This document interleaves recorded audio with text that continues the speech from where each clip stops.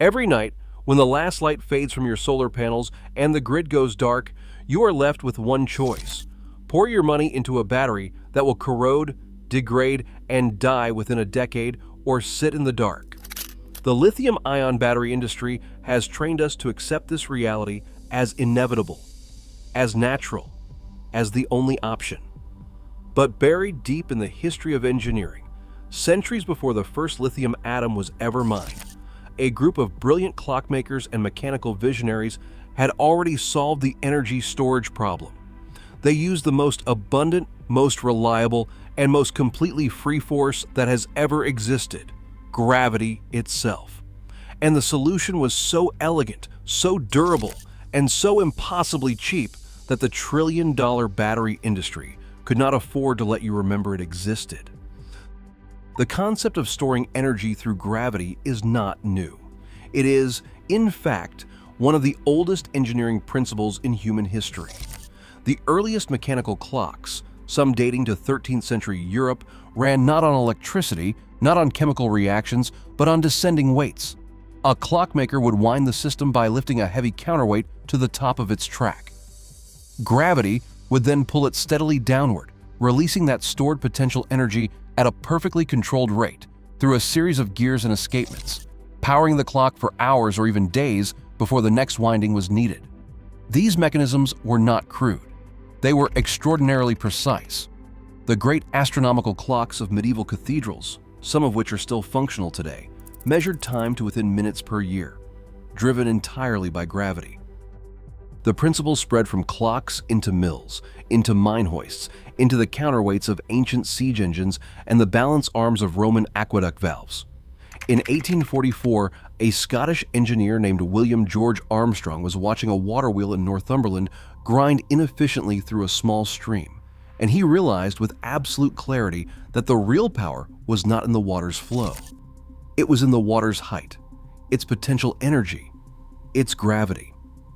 Armstrong went on to build the world's first hydroelectric power station, harnessing that vertical drop to generate electricity and eventually power his entire estate at Craigside, the first private home in the world ever lit by hydroelectric power in 1878. The principle was simple: lift water, release it, capture the kinetic energy as it falls. Gravity battery, gravity generator. And the concept did not die with the Victorian era. Today, the largest and most efficient energy storage systems on Earth still use this exact mechanism. Pumped storage hydropower is proven, accounting for over 90% of all utility-scale energy storage capacity globally. These are not small installations.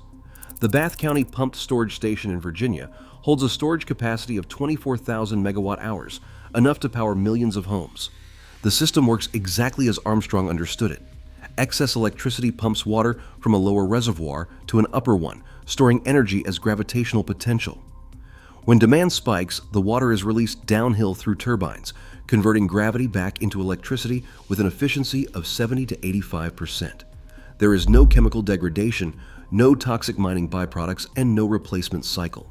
The reservoirs at Bath County have been storing and releasing energy since 1985, and they will continue doing so without a single cell needing replacement for generations after every lithium-ion battery installed this year has been buried in a landfill.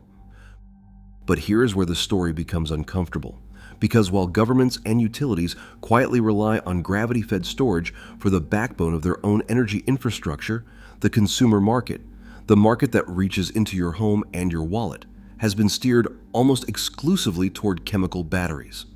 And the numbers reveal a gap that is difficult to explain by engineering logic alone.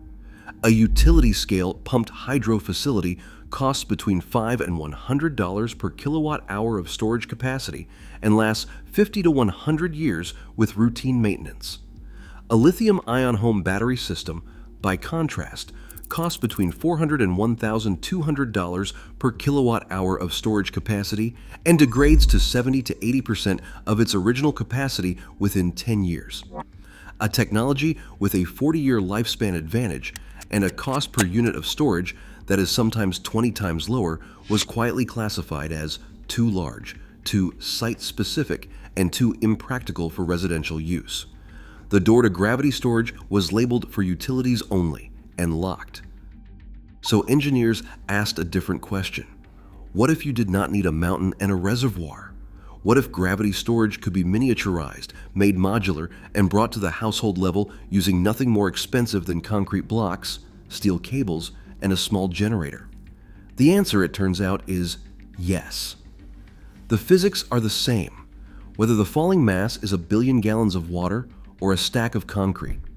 Gravitational potential energy is calculated by the formula mgh, mass times gravitational acceleration times height.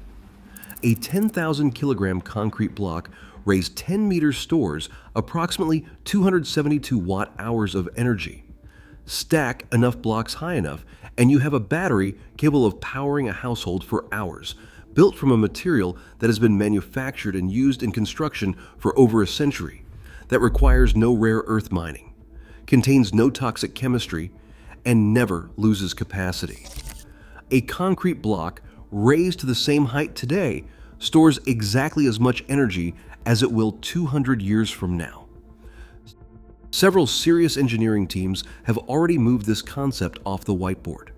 Energy Vault, a Swiss startup backed by some of the world's largest energy investors, built a 6-armed crane system that stacks and destacks 35-ton composite blocks in a tower over 100 meters tall, achieving a round-trip energy efficiency of around 80 to 90%. Their first commercial deployment in China, a 100 megawatt-hour installation, came online in 2023, delivering utility-scale storage from a system whose primary component is a block of compressed earth and fiber. Gravitricity, a Scottish engineering firm, has proposed lowering multi-thousand-ton weights down disused mine shafts, shafts already drilled, already lined, and already owned, to store energy in the vertical drop of existing infrastructure. In California, a company called Gravity Power is developing underground piston systems where a massive plug of rock is pushed hydraulically into an underground shaft and released to drive a turbine on the way down. And at the smallest scale, researchers at the International Institute for Applied Systems Analysis in Austria published a study in 2022 showing that the world's existing 820,000 abandoned mine shafts alone could theoretically store up to 70 terawatt-hours of energy, more than enough to cover global electricity demand for days. And yet, when you walk into a hardware store today, or call a solar installer, or open a home energy storage app, the conversation starts and ends with lithium. The gravity option is never presented. It is never quoted. It is rarely even mentioned. This is not because the technology is immature. It has been reliably powering grids for decades. This is not because it is expensive. At scale, it is dramatically cheaper than its chemical competitors. The missing ingredient is not engineering. It is incentive. A gravity battery made from concrete and steel requires a one-time capital investment and then produces free, unlimited storage indefinitely. It generates no recurring revenue. It creates no replacement cycle. There is no cartridge to sell, no module to swap, no degradation to monetize. The same forces that spent decades steering consumers away from refillable bottles and toward disposable ones, away from repairable appliances and toward sealed, upgrade-dependent devices, have a structural interest in ensuring that the battery you buy today is the battery you also buy in 2034. The global lithium-ion battery market was valued at over $60 billion in 2023 and is projected to reach nearly $400 billion by 2035. This is not a neutral technological forecast.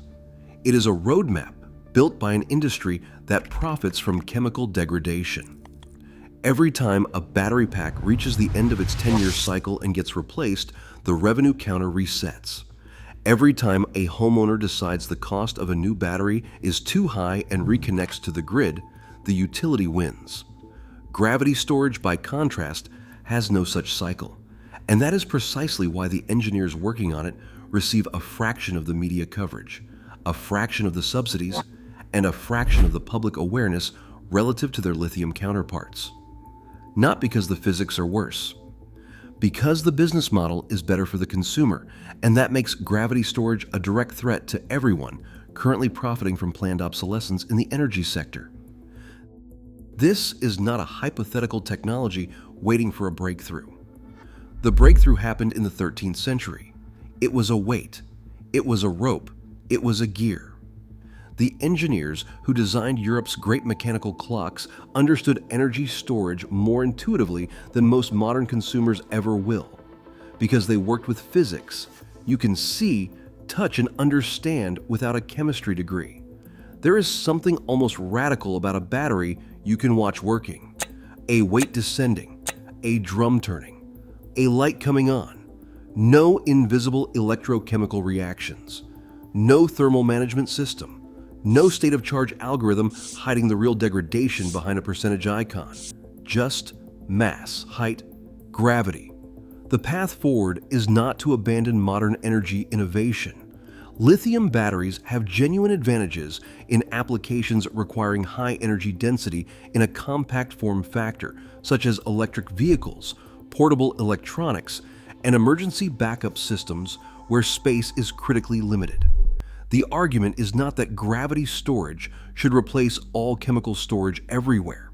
The argument is that for stationary storage, for the grid, for the home, for the warehouse, for the community microgrid, gravity is a legitimate, often superior option that has been systematically underexposed. Pumped hydro is already the world's dominant form of energy storage. The only question is why its principles stop at the utility fence. The machines that kept medieval cathedrals running on the precision of falling weights were not primitive. They were not temporary. They were not waiting to be replaced by something better.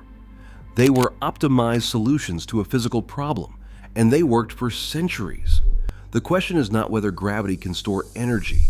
Gravity has been storing energy since the planet formed. The question is whether we are willing to listen to the engineers who keep rediscovering that fact, or whether we will continue buying the same battery twice on a 10-year cycle until someone finally decides that a weight, a rope, and a gear is radical enough to fund.